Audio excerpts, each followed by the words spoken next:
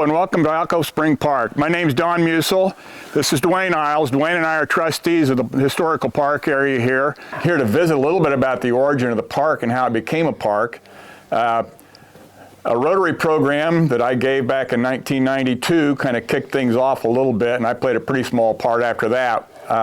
After the Rotary program, we got some local folks interested in trying to take what had been private property here for a number of years and turn it into a historic park area. Initially, we were going to lease just 10 acres of the area, particularly around the spring, but eventually it evolved into the purchase of 220 plus acres, including the swales to the west of us, the spring to the right of us, and nature trails all over the area.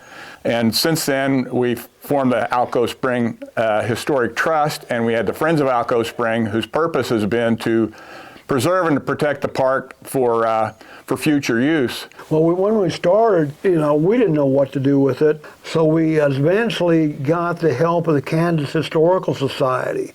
A fellow named Ron Parks came out and worked with us for several months, and we put together a master plan, and that served us well for a number of years. Then in 1996, Jerry Crocco, who was superintendent of the Long Distance Trails Office of the National Park, and since then we have worked with them continuously. They became our primary consultants on this, and eventually in 2006, they made us an official historic site on the Oregon Trail. It's a great vehicle for privately owned, and that's kind of the benefit of this.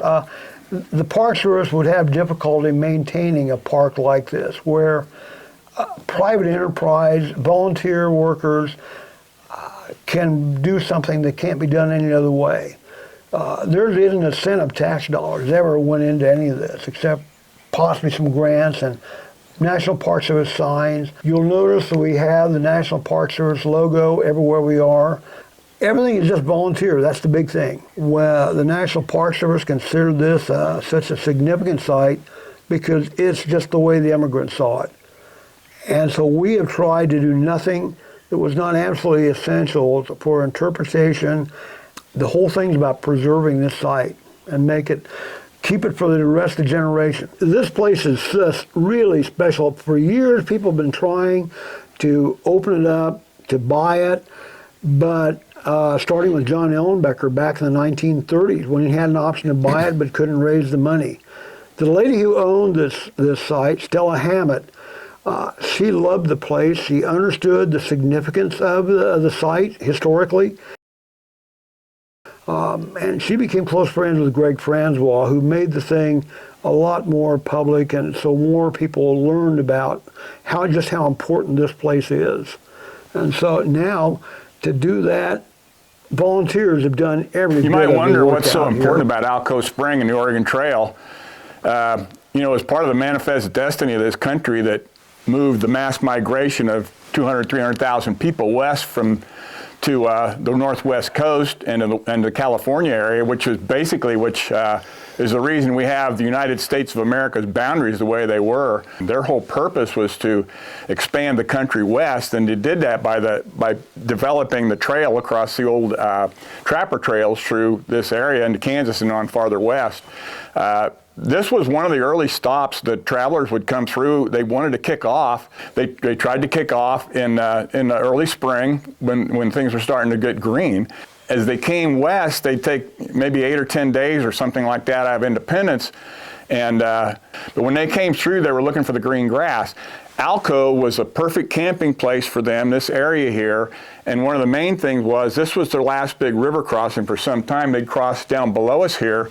They'd cross the Big Blue River over a rock bottom called Independence Crossing, and once they crossed that, they would head along west and follow along the rivers, and no major river crossings. So, of course, part of the whole thing, which gets back to the situation of the Donner Party, crossing that river would depend on the height of the water, whether there was flooding or not, and that sort of thing. So this was a major campground for those folks, and they kind of, after 10 days, 8 days, 2 weeks out on the trail, it was a good time to kind of stop and reconnoiter a little bit and do some resting, and then move on up into the rest of the state into Nebraska. So when the trust took over the property here, the 220 plus acres back in 1993.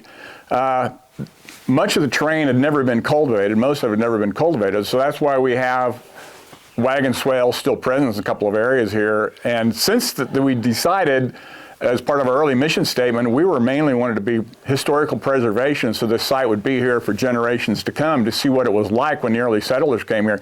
This is real similar to what they would have seen when they first came here 175 years ago or so. And so what we've done is had as our goal to maintain that vision. We have some trails and stuff. We do have bike trails. We have some hiking trails around here. Over time, we've mainly tried to maintain the status quo. We put a kiosk here shortly after we took ownership of the property, but we try to keep things pretty much the same. Now, what that involves is we do some brush removal. We did have a small tornado come through last year, so we've been cleaning up the trails and everything from that. And one of the important things that we do in this tall grass prairie country is use of fire to control brush, weeds, and that sort of thing. And it was used, that goes way back to the times of the Indians to attract the buffalo. So we do burn every 2 or 3 years in cooperation with our neighbors to try and control brush and keep the prairie grasses clean and clear. And we've managed to do that over these years. And when we try to maintain the trails, keeping the grass down along the trails so people can enjoy the walking area. So we're glad you came to visit here at Alcove Spring Park. We have 200 plus acres to enjoy for hiking, historical preservation and viewing, bicycling with your mountain bikes, and come enjoy our beautiful part of the country here.